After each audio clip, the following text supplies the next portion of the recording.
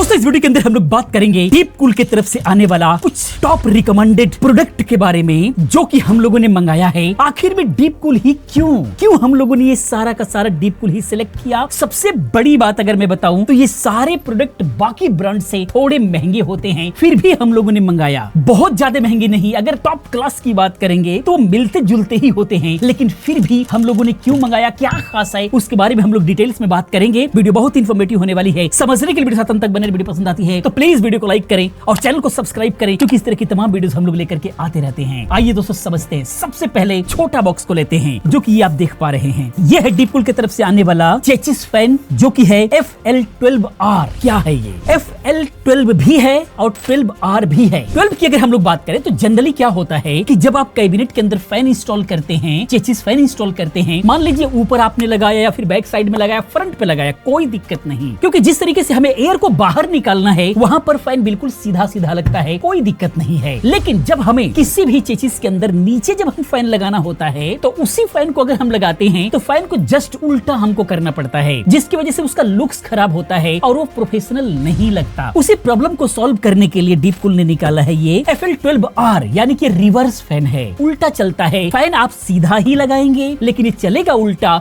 जिसकी वजह से ये नीचे यूज करने के लिए, चेचिस के बॉटम में यूज करने के लिए स्पेशली बनाया गया और लुक्स बहुत ही शानदार है। अगर आप इसको कंपैरिजन करेंगे बेस्ट ब्रांड से तो बहुत ही बेहतरीन क्वालिटी है इसका। इसी की वजह से प्राइस थोड़ा सा हाई है। प्राइस की बात करें तो 5,500 से 6,000 के बीच में ये आता है, लेकिन ये क्वालिटी इतनी शानदार है। इसके ऊपर एक बेजिंग देखेंगे आप, इसके अंदर ये जो बेजिंग होता है ये इसके क्वालिटी को दर्शाता है। ये 3 फेज 6 स्लॉट का मोटर होता है और इसकी बेयरिंग ऐसी होती है कि ये बहुत ही साइलेंट चलता है। अदर फैन जो लोकल अगर आप लगाते हैं तो जैसे ही हीट होता है, जब उसकी स्पीड बढ़ती है तो हमिंग स्टार्ट होती है, बहुत ही ज्यादा शोर शराबा स्टार्ट होता है, लेकिन इसके अंदर ऐसा कुछ भी नहीं होता, बहुत ही साइलेंट है और परफॉर्मेंस बिल्कुल कमाल का है। साथ में ARGB का जो है आपको फील भी देता है, राउंड में और साइड में मिला जुला करके बिल्कुल आपके पीसी का लुक्स को इनहेंस कर देता है। मोटर इसका बहुत ही शानदार रहता है। ये हो गया कहने का मतलब, अगर अदर कहीं पर भी आपके चेसिस में फैन लगाना है तो FL12 लीजिए और चेसिस के बॉटम में लगाना है तो 12R लीजिए।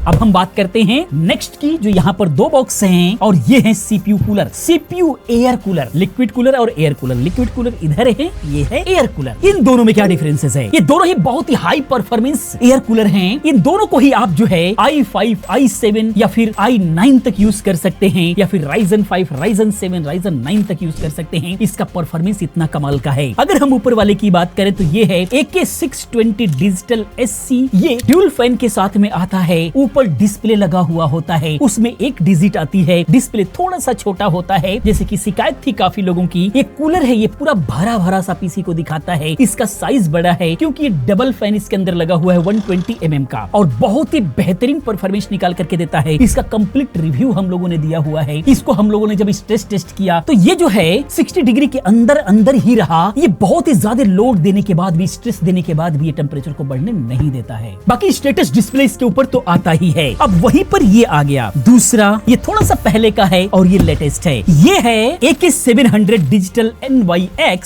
सिंगल फैन के साथ में, लेकिन इसके अंदर जो फैन लगा हुआ है वो ये क्वालिटी वाला लगा हुआ है। बहुत ही शानदार फैन लगा हुआ है, बहुत शानदार मोटर है इसके अंदर। और सबसे बड़ी बात ये है कि ये AI dynamic adjustment CPU cooler है विथ डिजिटल डिस्प्ले। ये बहुत ही बेहतरीन है। दोनों के कंपैरिजन की अगर हम लोग बात करें तो ये बड़ा है और ये थोड़ा सा कम्पैक्ट है, क्योंकि ये जो है ड्यूल फैन के साथ में है, 2 फैन लगे हुए 120 mm का, इसके अंदर सिंगल ही फैन है 120 mm का। इससे फायदा नुकसान क्या है पहले समझे बात को। अगर आप इसको लगाते हैं तो आपका पीसी ज्यादा भरा भरा सा लगेगा, एक बड़ा सा लगता है कि CPU के ऊपर आपने क्या ही लगा दिया हो, इस तरीके का महसूस होता है। पीसी बहुत ही भड़काऊ सा लगता है, उसमें कोई डाउट नहीं। डिस्प्ले है, डिस्प्ले पे सिर्फ जो है टेम्परेचर दिखाई दे रहा होता है, स्टेटस दिखाई दे रहा होता है, जो चाहेंगे वो आप ले सकते हैं। इसका पूरा कंप्लीट रिव्यू पड़ा हुआ है। दूसरा, इसके अंदर जो है ये थोड़ा सा कम्पैक्ट है, सिंगल फैन है और इसका जो डिस्प्ले है इससे बड़ा डिजिट दिखाई देता है और 4 इंफॉर्मेशन एक साथ में आती है, पूरा स्टेटस एक साथ में दिखता है। इसको भी आप कस्टमाइज कर सकते हैं, इसका भी रिव्यू चैनल पे पड़ा हुआ है। दूसरी चीज, इसकी जो कंट्रोलिंग है वो AI के माध्यम से होता है। तो अगर हम लोग कंपैरिजन की बात करें जो हम लोगों ने किया, कहीं ना कहीं सिंगल फैन होते हुए भी परफॉर्मेंस में इसके बराबर ही रहा या थोड़ा सा प्लस ही रहा। प्राइस की बात करें तो दोनों का करीब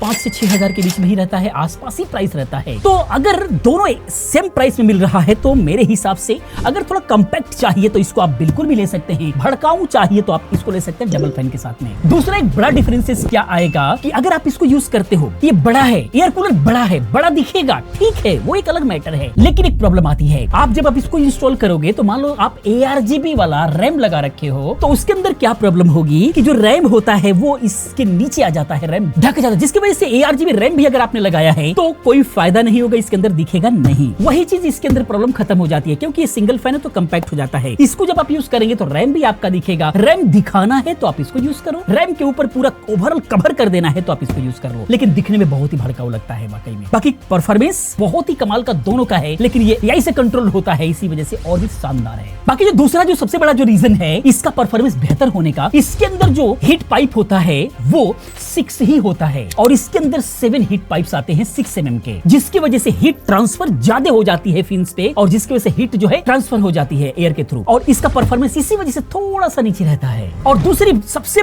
बड़ा बेनिफिट इसका ये है, AI से तो कंट्रोल होता ही है, लेकिन ये सेल्फ क्लीनिंग का भी इसके अंदर फीचर आता है। वो करता कैसे है कि जैसे आप पीसी को ऑन करते हैं तो एक बार ये जो फैन है हाई स्पीड में उल्टा चलता है, जिसकी वजह से अगर कुछ भी जाकर के फिन्स पे कोई डस्ट पार्टिकल वगैरह अगर लगा हुआ है तो उल्टा उसको खींच लेता है, और जो फिर ऊपर जो बाहर फैन चल रहे हैं, अदर फैन जो चल रहे हैं उसको खींच करके बाहर कर देते हैं, फिर ये उसके बाद सीधा हो जाता है, जिससे कूलिंग भी फिर दोबारा से स्टार्ट कर देता है, जिसकी वजह से क्या होता है, ये सारे जो फैन है, अदर जितने भी फैन होते हैं, वो कुछ दिन बाद जो फिन्स उसके जो होते हैं वो सारे के सारे चोक हो जाते हैं, आपको उसकी क्लीनिंग करने की जरूरत पड़ती है, वो इसके अंदर बहुत ही कम पड़ेगी, नहीं भी पड़ेगी। तो ये अपने जगह पर हो गए। तो ये एयर कूलर रहे, ये फैन रहे। सबसे बड़ी एक चीज मैं बताना चाहूंगा आपको कि डीप कूल ही क्यों थोड़ा सा महंगा प्रोडक्ट भी पड़ता है। अगर हम लोग अदर कोई सस्ते ब्रांड की बात करें तो रीजन इसको लेने का ये होता है कि इसकी इंजीनियरिंग इतनी टॉप लेवल की होती है कि किसी भी प्रोडक्ट का जो फिटिंग होता है वो इतना मैनेज्ड होता है कि आप इसका कोई भी प्रोडक्ट एक बार जब यूज कर लेंगे तो प्राइस की वजह से भले थोड़ा मोड़ा आप हिचकिचाएं, सस्ता बाय करना है वो एक अलग बात है, लेकिन अगर बेस्ट प्रोडक्ट चाहिए तो आप डीप कूल को भूलेंगे नहीं। रीजन सिर्फ ये होता है, इसकी इंजीनियरिंग इतनी शानदार होती है, फिटिंग बहुत ही एक्यूरेट आती है और बहुत ही इजी होता है, इस वजह से हम लोग भी इसको सेलेक्ट करते हैं। अब आते हैं लिक्विड कूलर की तरफ। लिक्विड कूलर ये दोनों ही 240 mm के कूलर हैं, ये हम लोगों ने अपने ऑफिस में लगा रखा है। अगर नीचे वाले की बात करें तो LE360 V2 है मॉडल, ये भी बहुत पुराना मॉडल नहीं है, अच्छा मॉडल है। ये ARGB के साथ में आता है और इसका भी परफॉर्मेंस इतना कमाल का है, इसका भी पूरा रिव्यू हमने दे रखा है, आप ले सकते हैं। और सेम ही परफॉर्मेंस इसका भी रहता है। दोनों में डिफरेंसेस की अगर मैं बात करूं तो इसके अंदर बेसिक सा है, सारी चीजें ARGB ओनली मिलता है, बेसिक लुक के साथ में आता है। बाकी इसके अंदर जो पंप लगता है जो CPU के ऊपर, उसके अंदर डिस्प्ले भी है, ये एक बड़ा बेनिफिट मिलता है। आप वीडियो वगैरह चला सकते हैं, कोई फोटोज वगैरह चला सकते हैं, कुछ भी आप लगा सकते हैं, एज ए मॉनिटर की तरह काम करता है। अगर वीडियोस नहीं चलाना चाहते हैं, बाकी सारे इंफॉर्मेशन भी इसके अंदर आती है, जो इंफॉर्मेशन चाहते हैं वो सारी की सारी इंफॉर्मेशन आप इस पे ले सकते हैं। यानी कि एक बहुत अच्छा मॉनिटर का भी काम करता है। और एक डिस्प्ले वगैरह लेना चाहते हैं, वीडियो चलाना चाहते हैं, अपनी वीडियो चलाना चाहते हैं, कुछ भी चलाना चाहते हैं, यार दोस्तों में लगेगा कि एक मॉनिटर खुद पीसी के अंदर भी फिट है, इतना बेहतरीन भौकाल बनता है इससे। तो अगर बेसिक चाहिए तो इसको लीजिए, इसका प्राइस 5 से 5.5 हजार होता है, और अगर इसको लेते हैं डिस्प्ले वाला तो इसका प्राइस करीब 9 से 10 हजार रुपए के आसपास में होता है। और परफॉर्मेंस के लिए बिल्कुल भी नहीं सोचना है, ARGB के साथ में